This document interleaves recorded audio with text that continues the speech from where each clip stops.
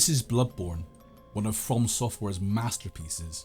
Where Dark Souls and Demon Souls focus more on dark fantasy, dragons and men dressed like onions, Bloodborne focuses on the complete opposite: gothic horror, beasts, spiders, witches, and men dressed like spiders.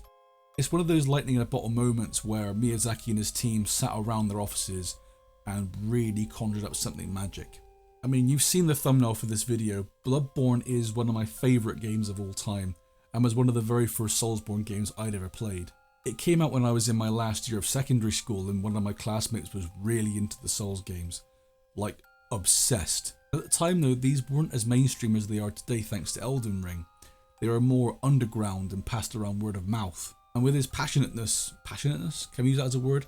I'm going to. With his obsessive passion for Dark Souls, this is what really got me curious about the series, because of the way he spoke so highly about it. I just loved the idea of running around a massive medieval world with a massive blade, smacking ghouls to death. I sadly was put off at that time because of how he said the games were stupidly difficult, and that he'd smashed 2 Xbox controllers.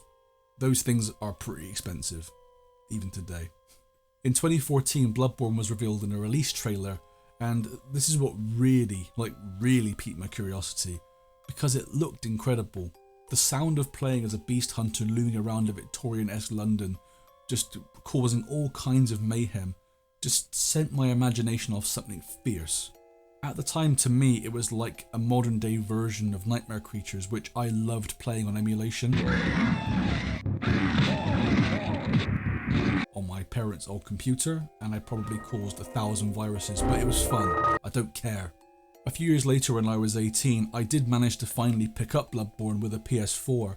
I had a part-time job, and it was one of those weird patches in my life, and dealing with, girl problems and self-esteem, and just not really knowing where my life was going to go. I took a plunge because I thought, you know what?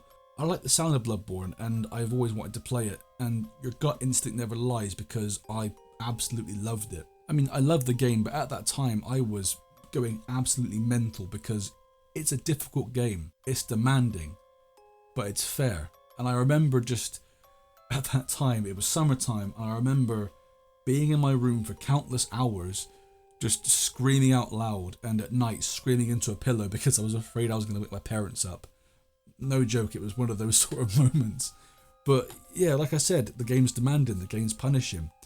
And instead of just turning it off and just forgetting about it, I kept coming back to it, which was really, really weird. But looking back, I think it was something I really needed for escapism because, like I said, I was dealing with some shit.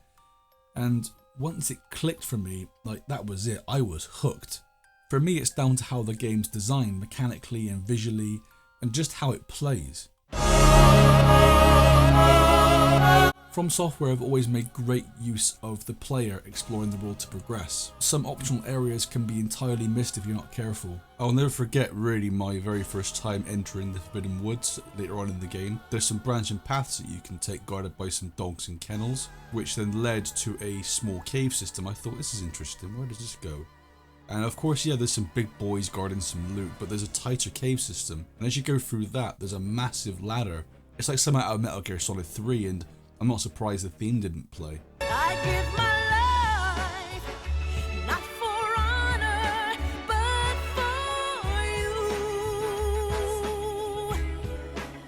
This ladder surprisingly leads back into Yosefka's clinic, or the first floor sick room. This is the very first area that you awaken from after creating your character, and just this attention to detail of traversal and navigation, it really blew me away at the time and made me feel like I was an explorer.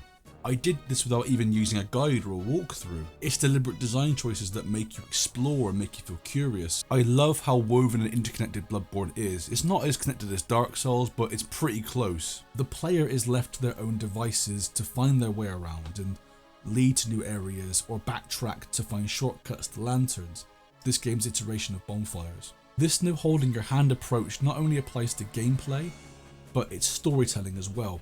And let me tell you, Bloodborne's story is very lore rich and bleak, like stupidly bleak. What I love about this story is that it is drip fed to the player through item descriptions, NPC interactions, and just the environmental design alone. It's not simply just given to the player, and I respect that massively because it keeps the experience engaging but also shrouds it in tons of mystery. It's like you're peeling back layers as you play. Compared to Dark Souls, where combat is based around defensiveness, patience and landing attacks whilst running away, Bloodborne is fast paced and forces you to get aggressive with enemies as they can hit you just as hard, whilst also running away a lot. Thanks to this faster playstyle, you don't really have that many attributes to level up with like in Dark Souls, but don't let that fool you into thinking it's easier. It's not. How I describe the way this game feels to play is like it's a mixture of previous Souls games combined with a bit of Devil May Cry maybe and some Ninja Gaiden. So yeah, it's pretty difficult. You can wield shields in this game, but you might as well just shovel shit with a toothpick because you aren't going to get very far. This is where your trusty firearm comes into play. It's used to pretty much stagger enemies, and timing it right deals a whopping ton of damage. It's the same for most of the bosses too. The bosses too, oh my god.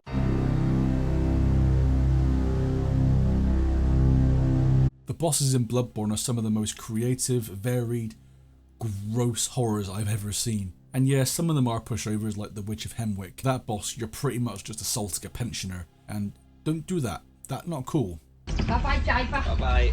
Bye-bye. Bye. Bye-bye. Bye. I will never forget my very first time running through Central Yarnum. I was just getting smacked in every direction like a fucking Yarnum gangbang. Why did I write that? Jesus Christ. Pause. Only to stumble into Father Gascoigne's boss arena. The first time you encounter him, it's just so eerie and mysterious, but he looks so fucking cool. This bastard whipped my ass God knows how many times, I can't even tell you. But the adrenaline rush that I got when I first defeated him was like nothing else I'd experienced in a game before. There was so much adrenaline that my heart could have burst, and that would have been game over for me, wouldn't it? My heart. But it was all down to the game's design, and it was all down to me taking the time to understand his attack patterns through being patient and learning from my mistakes. I just truly felt like I'd conquered something really big, like your mum. And that's pretty much how I felt playing the entire game. Just this surge of adrenaline, you know, that you're the one doing this, no one's holding your hand. You're the one making the changes in this world, sort of thing. I was a bit on edge sometimes, thinking, oh shit, am I going to lose my blood echoes? Have I got enough blood echoes to level up? With this blood gem or with this weapon, am I leveled up enough to actually defeat this boss? This boss is kicking my ass. So many different variables. When I finally beat Murga's Wet Nurse and the game finished, I did take the easy route because I thought, you know what, I don't want to fight Gurney, sounds too hard. I genuinely felt really bloody sad because I hadn't experienced anything like this in a video game before. Nothing really lived up to it after playing it. The Soulsborne bug officially cursed me.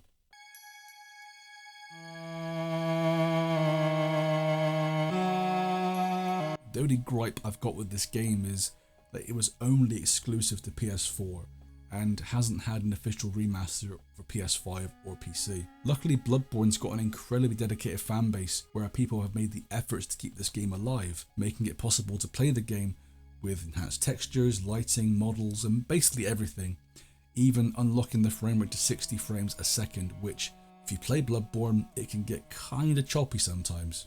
I really hope this video illustrates just how much I love this game, and yeah, I love Bloodborne. It's just one of the best video games I've ever played. It changed the way I look at video games and helped me during a time where I was uncertain about things in life. It gave me an experience that I will never forget. I was going to save this video idea for Halloween, but unfortunately with the week that I've had, it's been a shit couple of weeks. I just really needed to get back into doing something creative. But my advice to somebody who wants to play this game is just go and play it. Buy a copy for cheap, die a million times, get good, fear the old blood. You will not regret it, I guarantee.